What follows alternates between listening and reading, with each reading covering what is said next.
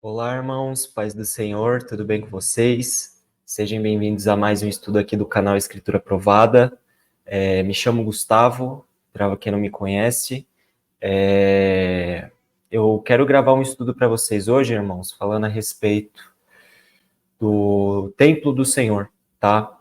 É um estudo bem bacana, um estudo profundo que você vai receber da parte de Deus um entendimento e uma sabedoria a respeito do milênio, tá, irmãos? É um estudo maravilhoso, é um estudo pela qual você vai ter acréscimos referente ao milênio, e se você souber, né, alguma das coisas que eu vou falar aqui hoje para vocês, vocês vão ter, né, esse complemento que eu vou trazer para vocês hoje referente ao nome do Senhor no templo, né, no santuário do Senhor. Eu gostaria de começar esse estudo com vocês, sem perder tempo, tá? O canal ele está voltando, né, os irmãos? Eu já falei isso no último vídeo. E eu peço para os irmãos compartilharem esse estudo, tá bom? Nas suas redes sociais, nas suas plataformas de estudo, tá bom? Das escrituras.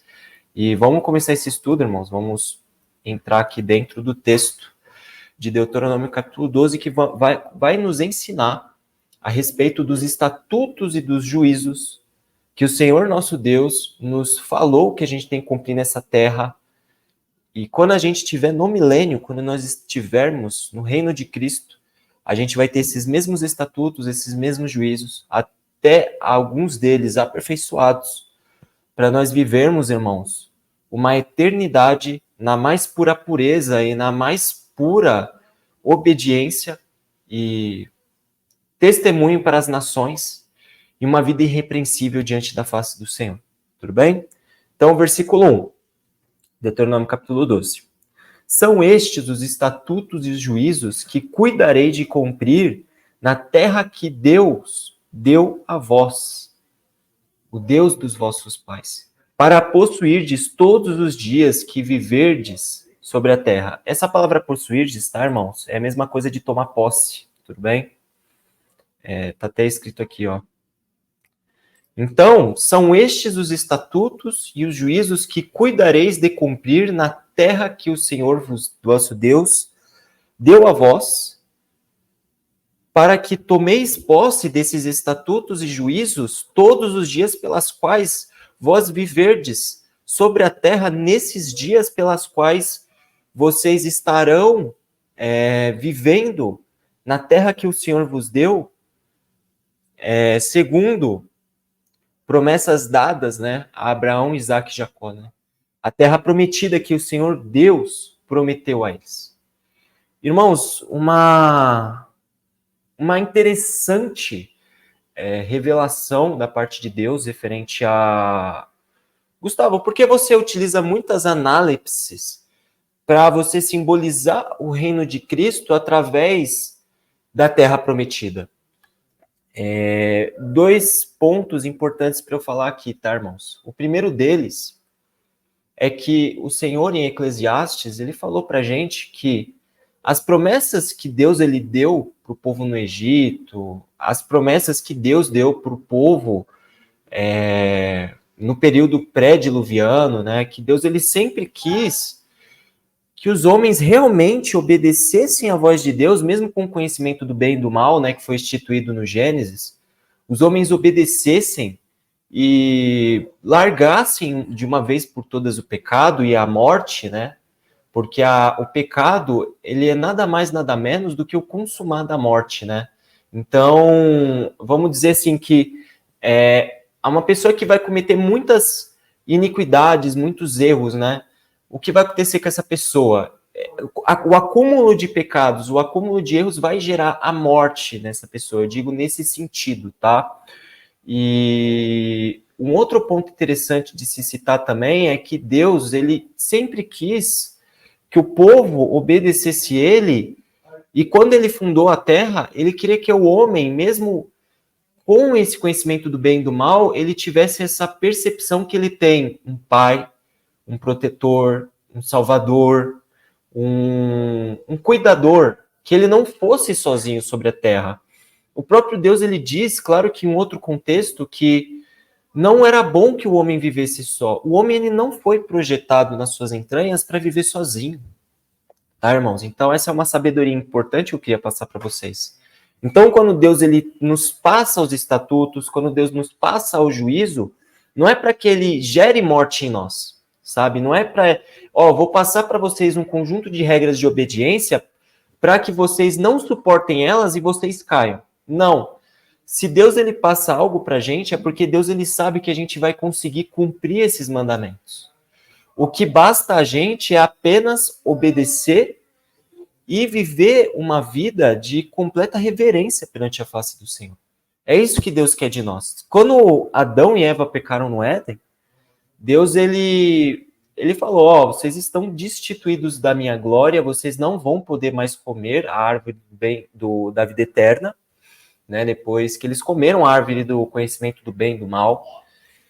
E vocês vão ter que começar a se auto... Claro que eu vou dar comida a vocês, eu vou provisionar para que a terra dê o alimento para vocês, mas vocês vão ter que fazer com que a terra produza esses alimentos. Vocês vão ter que ir lá e plantar sementes. Vocês vão ter que ir lá e cuidar da terra. Antigamente, no período do Gênesis, Deus ele fazia tudo isso. Deus ele fazia uma árvore brotar sobre a terra e ela já vinha cheia de frutos. Só que depois do pecado do homem, depois da desobediência, o homem, ele perdeu as suas regalias. E aí o que Deus ele quer para a gente aqui, fazer com que esse reino antigo, que esse Jardim do Éden 1.0, ele retorne numa versão 2.0, mas com os homens aperfeiçoados, arrependidos, consagrados a Deus com entendimento do bem e do mal, vivam eternamente perante a face do Senhor em reverência e em santidade. Um exemplo disso são os 4 querubins que se encontram diante da face do Senhor no terceiro céu. Gustavo, nossa, você deu muitas explicações, você passou um contexto bem específico para a gente. O que você quer passar realmente com isso a gente? Assim, irmãos, se a gente entra em Ezequiel capítulo 1, a gente vai ter toda aquela visão do templo, né? E a gente tem os 4 querubins que se encontram diante da face do Senhor, que o adoram de dia e de noite, que são, sim, até um certo ponto, eu não digo que é completamente um exemplo para a gente, mas até um certo ponto é algo que a igreja vai estar fazendo no milênio. Se a gente pega Apocalipse capítulo 7, e a gente pega aquele povo, né, que veio da grande tribulação com palmeiras nas mãos, que fizeram das vossas vidas um culto de adoração em primícias perante a face do Senhor de dia e de noite no seu santuário, perceba que essa palmeira nas palmas das mãos deles é uma forma de dizer ao sim, Senhor, o Senhor é a nossa vida, o Senhor é o nosso rei, o Senhor é o nosso cuidador, o nosso criador. A toda a honra, toda a glória, todo o poder sejam dadas à face do Senhor de dia e de noite, em tempo e em fora de tempo. Quem faz isso também, irmãos? Os 4 querubins que se encontram em Ezequiel capítulo 1, tá? Podem fazer as comparações, eu peço para os irmãos fazerem isso, tá? Fiquem à vontade. Vocês vão encontrar esse contexto, e esse é um contexto que dá início, um pontapé inicial para que o milênio de Cristo e o templo do Senhor fossem realmente edificados sobre a terra. Porque uma das promessas era da restauração da igreja, irmãos. E é um contexto muito maior. A igreja, ela foi consumada das suas promessas a partir da sexta festa. Chegou a sexta festa, a festa das expiações, e a igreja foi expiada dos seus pecados realmente, através de todo o contexto que se passa o livro das revelações, a igreja vai estar com o corpo glorificado, a igreja vai estar com uma vida completamente madura e completamente aperfeiçoada através do Espírito de Deus e da eleição, que sobre estes a vida eterna já está garantida, irmãos. No milênio em si, qual vai ser o papel do reino de Cristo, né? Qual vai ser o papel de Cristo e da igreja no milênio? Fazer com que o que aconteceu com a igreja durante esses 7.000 anos aconteça em apenas um único período ali de 7.000 anos, de 1.000 anos, tá? Se converja para as nações. Porque haverão nações no milênio. E essas nações que entrarão no milênio vão ser de todas as raças, vão ser de todos os irmãos que se encontram sobre a terra, pessoas que não sabiam nem o que significa 7 dias de criação. Então, pessoas de todos os tipos. E a palavra de Deus diz que o conhecimento ele vai se expandir de uma forma como as águas cobrem o mar. Então, o conhecimento ele vai ser tão manifestado, tão aprofundado e difundido sobre a Terra, será algo tão comum e será algo tão profundo e ao mesmo tempo comum, as pessoas vão entender, tanto nações quanto igreja, que todos vão estar em um certo nível de pé de igualdade, irmãos. Mas, Gustavo, uma pergunta, né? Uma pergunta interessante que vocês poderiam me fazer. Gustavo, uma coisa antes, tá, irmão? Só para mim ver, ele tá gravando. Mas, Gustavo, as nações vão morrer no milênio. As nações, elas vão... haverá mortes, né, por parte das nações no milênio. Como as nações vão alcançar esse nível? Aqueles que forem obedientes e tiverem sua vida afincada no Senhor, sim, irmãos, vão viver 800, 700 anos, tá? É só vocês entrarem no capítulo 11 de Isaías, capítulos como Ezequiel, capítulo 40, 41, tá? Vai falar a respeito desses pontos, tá bom? As nações vão viver durante muitos anos. Por quê? Essas nações vão ter direito a comer de frutas, comer de... ter um cuidado sobre a pele, ter cuidado sobre todo o seu corpo com frutas e folhas do próprio reino de Cristo, irmãos. E vai realmente trazer vida para as pessoas. Então, eu fiz toda essa introdução para a gente entender o contexto dos estatutos e juízes e por que eles são tão importantes nas nossas vidas. É simplesmente porque eles dão vida a nós. Os estatutos e os juízos são vidas para as nossas entranhas e são entendimento e sabedoria para os nossos ouvidos. Que a partir do entendimento obtido, nós conseguimos viver irrepreensíveis em santidades perante a face do Senhor. E o que Deus quer da gente é que a gente seja santo. Então, esse é o segredo da vida, irmãos. Esse é o segredo para a gente viver eternamente perante a face do Senhor. Da gente fazer dia e de noite o nome do Senhor exaltado, que nem Ele nos pediu em textos como Apocalipse 7, em textos como Apocalipse 11, tá? Tem alguns outros textos também nos evangelhos que Jesus mesmo fala, né? Que vocês vão cuidar da minha palavra de dia e de noite, e vocês vão ser zelosos, vocês vão cuidar da minha palavra, vocês vão... como eu posso falar para vocês entenderem? Vocês vão ser guardiões da palavra, vocês serão cuidadores. E vocês vão fazer o meu nome chegar em todas as nações da terra e todos conhecerão quem é Cristo. Tudo bem? Então vamos lá, vamos voltar do versículo 1, porque eu precisei dessa introdução para que vocês entendessem o contexto do que eu quero falar aqui para vocês. São estes os estatutos e os juízos que cuidareis de cumprir na terra que vos deu o Senhor, vosso Deus, o Deus dos vossos pais, para possuirdes todos os dias que viverdes sobre a terra, tá? Toma posse. Destruireis por completo todos os lugares onde as nações, para todos os lugares onde as nações que ides desposaram e serviram, né, os falsos deuses deles, né? Sobre as altas montanhas, sobre os outeiros e debaixo de toda árvore frondosa. Vocês vão deitar abaixo os altares, despedaçarei as suas colunas e seus postes ídolos queimareis. Despedaçareis as imagens esculpidas e os seus deuses. Apagarei o vosso nome daquele lugar. Um contexto interessante aqui dessa parte que a gente está lendo aqui é que a gente pode fazer uma analogia com nossos tempos da seguinte maneira, tá? Claro que a gente está pegando contextos literais, mas isso não nos deixa desprovidos, sem um tipo de capacidade para a gente não fazer raciocínios e entendimentos para os nossos dias, tá, irmãos? A gente pode sim, tá? Por sinal, Deus, ele fala para a gente fazer isso. A Bíblia, ela é um livro que a gente tem que fazer completas conexões, tá? Então, me permitindo fazer uma conexão com os irmãos, pensa no seguinte, pensa que esse povo é o povo que a gente vive sobre a terra, né? E que, por exemplo,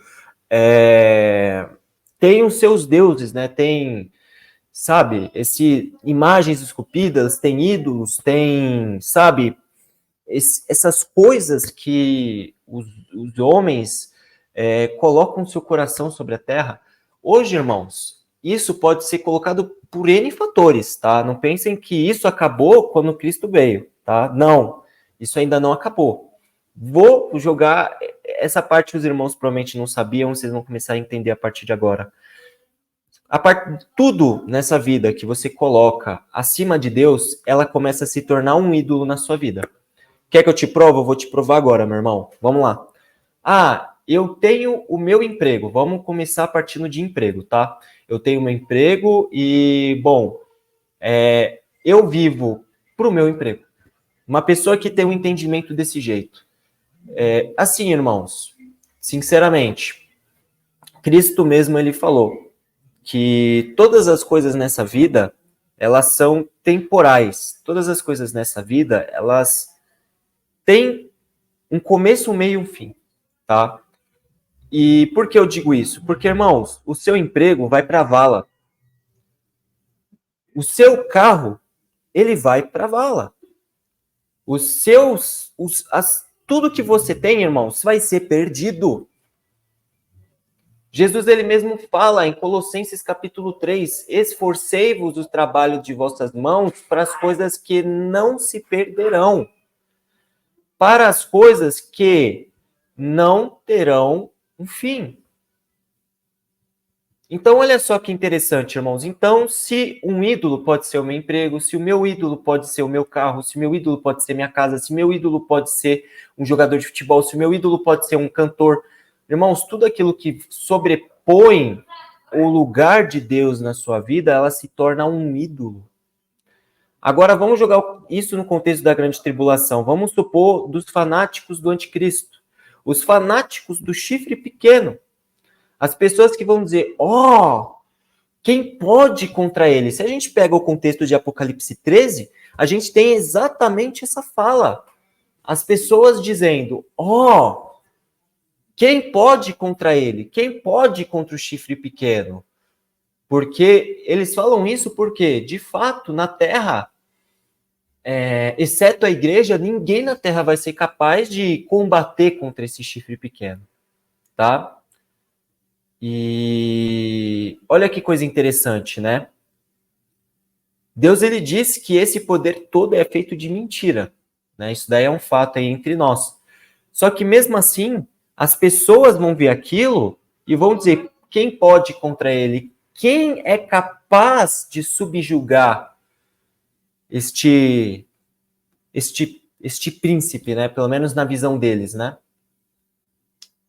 Então chega Cristo e dá cabo, né, de todas essas coisas. E olha só, análisis, né, lápis e sombras e realidades, né.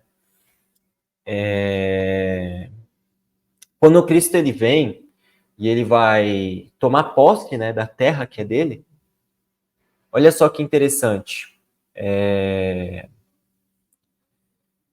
Vai ser muito parecido com o que as pessoas do tempo de Moisés fizeram, tomando posse, né, da cidade, dos seus inimigos, né? A gente vai ler um pouco disso nesse texto também.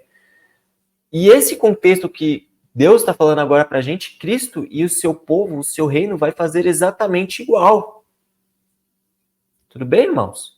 Então, Cristo ele vai dar cabo dos seus inimigos, ele vai destruir os postes ídolos, vai colocar abaixo tudo que é de propriedade desse mundo maligno, que, de uma certa forma, peço desculpa, tá? Que de uma certa forma, irmãos, estava em posse, né, do chifre pequeno, e que Cristo vai jogar abaixo, vai transformar em poeira, porque tudo aquilo não é lícito. E são coisas malignas, consagradas para o mal, tá?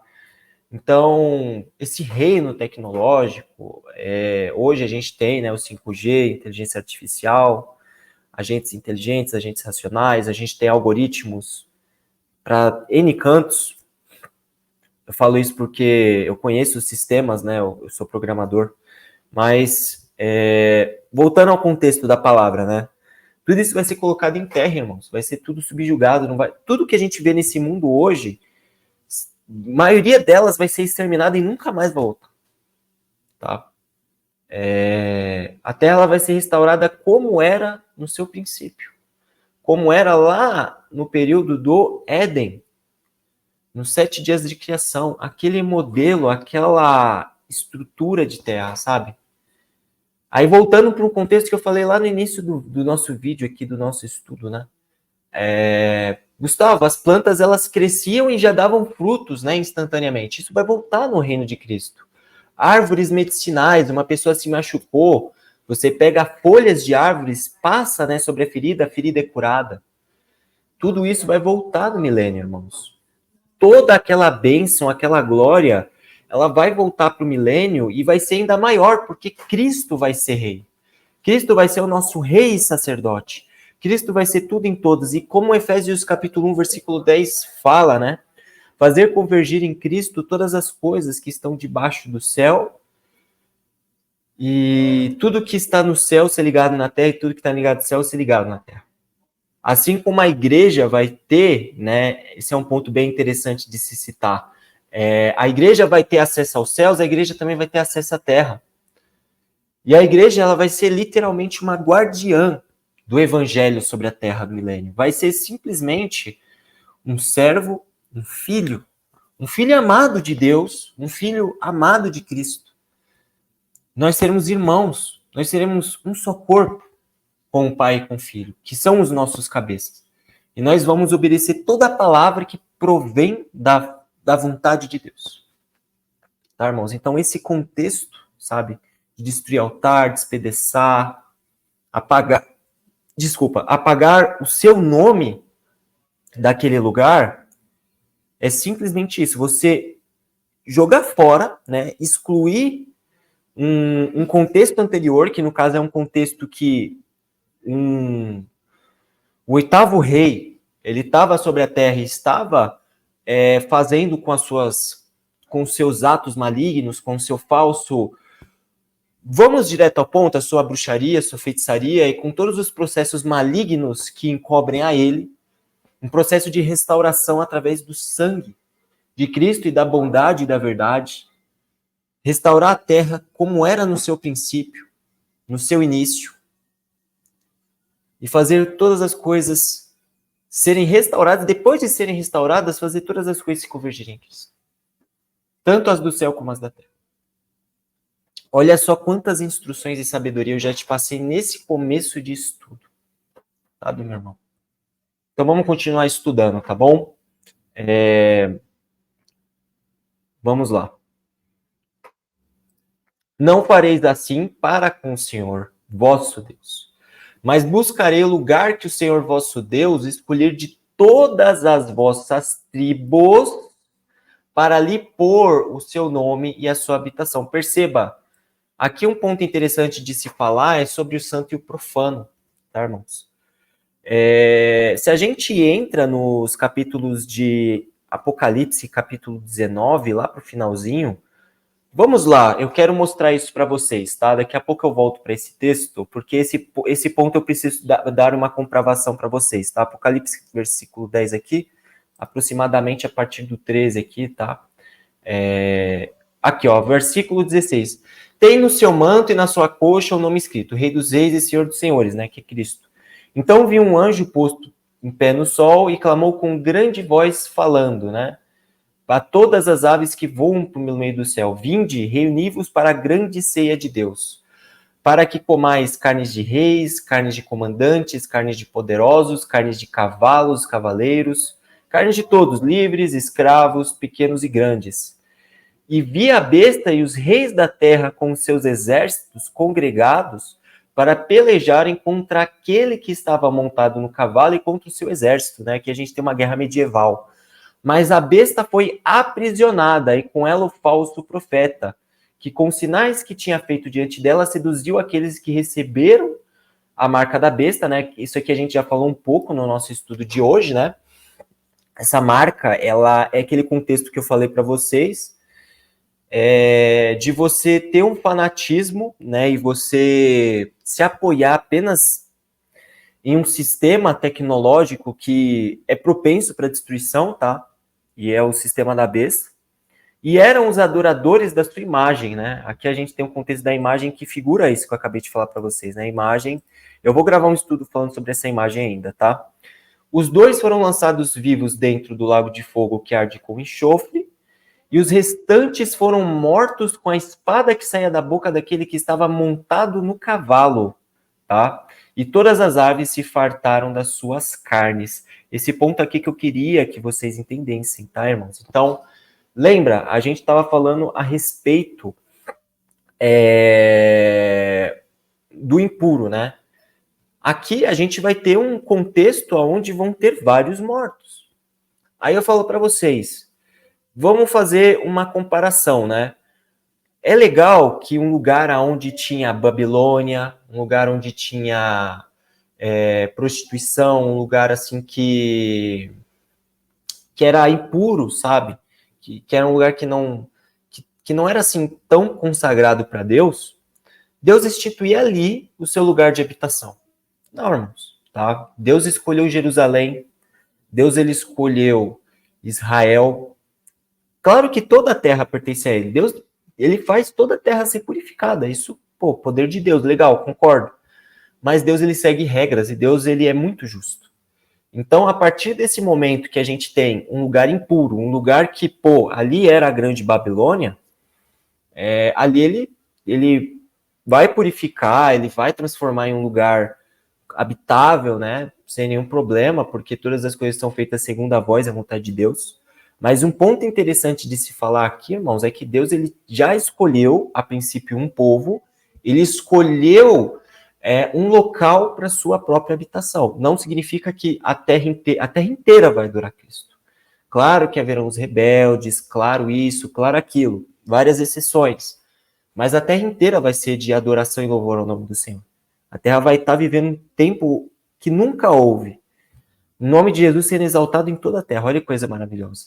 Mas, ainda assim, Deus ele escolheu um lugar, Deus ele falou, ó, Jerusalém vai ser o meu lugar de habitação. E vai ser, tá, irmãos? E o nome do Senhor vai ser exaltado de todos os lugares da terra e de lá também. E vai ser a habitação do grande príncipe, por isso esse contexto.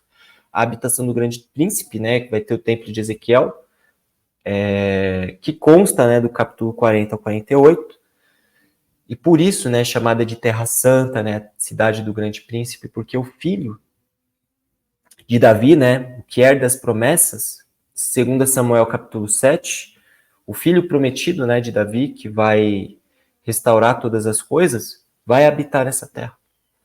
E a partir dele, toda a terra vai ser restaurada e purificada. Tá bom, irmãos? Então, era esse contexto que eu queria passar aqui para vocês, tá? Então, por isso que quando Deus, ele diz aqui, ó, que ele vai escolher, né, um lugar para pôr ali o seu nome e a sua habitação, significa que ele vai restaurar toda a terra, mas que ele possui um lugar da sua própria habitação que vai habitar lá. Tudo bem? Um templo físico, e não só físico, mas vai estar em todos os nossos corações. Nós somos igreja. Cristo no cabeça, nós corpo. Claro, sim, claro. Todos estaremos ligados com Cristo. Só que é um ponto interessante de se falar. Jesus ele vai habitar em um templo, tá? E esse templo é o que eu expliquei para vocês. Não vou repetir. Voltem no vídeo para vocês, caso você não tenha entendido alguma coisa. Ouve com calma, tá bom? E ali ele vai instituir o seu nome e a sua habitação, tá bom? E toda a terra será convertida em Cristo, será santificada segundo a vontade de Deus. Tudo bem? Então vamos lá. E para lá ireis. A esse lugar fareis chegar os vossos holocaustos, os vossos sacrifícios, as vossas primícias, tá? Primícias. Aqui, ó. É que ele não vai falar primícias aqui, mas aqui também tem contexto de primícias.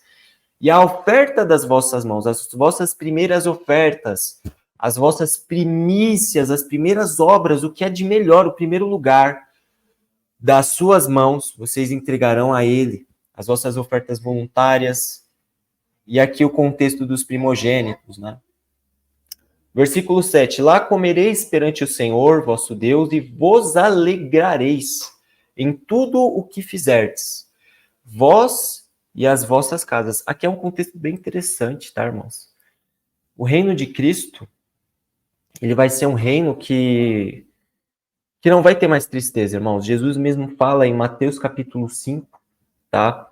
Que nesse reino, quando ele instituir todas as coisas, vamos lá, vamos entrar em Mateus capítulo 5 aqui, porque eu acho esse ponto também interessante se citar aqui no estudo para vocês, tá? Bem-aventurados os humildes de espírito, porque deles é o reino do céu. Bem-aventurados os que choram, porque serão consolados. No reino de Cristo, irmãos, todos aqueles não vai ter mais tristeza, tá? Vai ter, claro, algumas tristezas por parte das nações, tá? Eu digo para o contexto da igreja, não haverá mais tristeza. Mas, pro contexto das nações, pode ser que aconteça que tenha. Mas a maioria, quase que 80%, 90% dos casos, será só alegria, tá, irmãos? Vai ser, como eu falei, vai ser o descanso, tá? Isso caberia um estudo muito maior do que isso que eu tô falando para vocês. Aqui eu tô, coisas que eu tô pensando aqui, 7 dias de criação, descanso, sábado, e dia de descanso é um sinônimo de felicidade, porque depois da sua obra, depois de todo o trabalho que você faz, você descansa e se alegra no seu descanso, do seu trabalho, né? E é assim com Deus também. Então, durante 6 dias eu trabalhei, no 7º descansei. E se a gente pega o contexto, tá, de Gênesis capítulo 2, tá? Vamos lá, eu tô pegando vários textos aqui, tá, irmãos? Aqui, ó, e havendo Deus terminado no 7º dia a sua obra que fizera, descansou nesse dia de toda a sua obra que tinha feito. E Deus abençoou o 7º dia e o santificou, porque nele descansou de toda a sua obra que como Criador fizera. Perceba, minha obra foi boa, minha obra ela foi perfeita, agora eu vou descansar, vou me alegrar. E eu santifiquei esse dia. E a santificação ela gera alegria, é natural. Então haverá alegria, não choro mais, no reino de Cristo. Tudo bem? Então vamos voltar lá para o texto que a gente estava lendo aqui anteriormente, tá? Deuteronômio capítulo 12. E aí a gente vai... Opa! Só um minutinho, irmãos, que ele vai acabar... Ele tá dando um probleminha de threads, né? E aí ele tá carregando as minhas solicitações, tá? Ele vai entrar agora em Deuteronômio capítulo 12. Calma. Agora ele vai. Tá, deixa eu... É que a minha Bíblia às vezes ela buga, tá, irmãos? Vamos puxar aqui Deuteronômio capítulo 12 daqui mesmo, tá? Então vamos lá. E vós e as vossas casas, no que vos tiver abençoado o Senhor vosso Deus. Não procedereis em nada segundo estamos fazendo aqui, né? Cada qual tudo o que bem parece aos vossos olhos, mas vocês vão fazer apenas aquilo que vocês serão renovados e vocês vão ter uma nova visão sobre a vida, né? Aqui nesse contexto, é bem interessante também o que Cristo diz, né? Através da vida de Moisés, sendo usado pelo Espírito de Deus, que ele diz assim, cada qual, vocês fazem bem o que parece aos olhos de vocês, mas no meu reino, vocês vão fazer aquilo que o meu Espírito dizer que é bom, aquilo que é santo, aquilo que traz alegria, vocês serão renovados. Resumindo aqui para vocês, tá? Porque até agora não entrastes no descanso e na herança que o Senhor vosso Deus vos dá, só confirmando aquilo que eu passei em todo estudo para vocês, tá? Mas passareis do Jordão e habitareis na terra que vos fará herdar o Senhor vosso Deus, e vos dará descanso de todos os vossos inimigos em redor. Irmãos, que estudo é esse que a gente está fazendo aqui hoje, né? Porque aqui o Senhor falou, ó, vocês vão ter um momento de alegria, vocês vão ter um momento de descanso, aguarda que eu estou voltando. E quando vocês habitarem, né, eu tomar posse dessa terra e fazer o meu nome santo e glorioso em toda a terra, eu vou vos dar também, junto com isso, como se fosse uma herança, né, um carregar, eu vou dar descanso de todos os vossos inimigos em redor. Lembra que a gente leu o Apocalipse capítulo 19?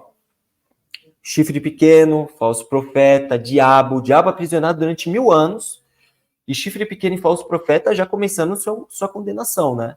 Aprisionados para sempre no lago de fogo que arde com enxofre, tá? E não vão voltar nunca mais, tá? Então, se a gente pega o contexto também de Salmo 110, a gente vai ter um vislumbre disso daqui até com um pouco mais de detalhe, mas resumindo para vocês, darei descanso de todos os vossos inimigos em redor, um reino de paz, justiça e alegria. Tudo bem, irmãos? E morareis seguros. Por quê?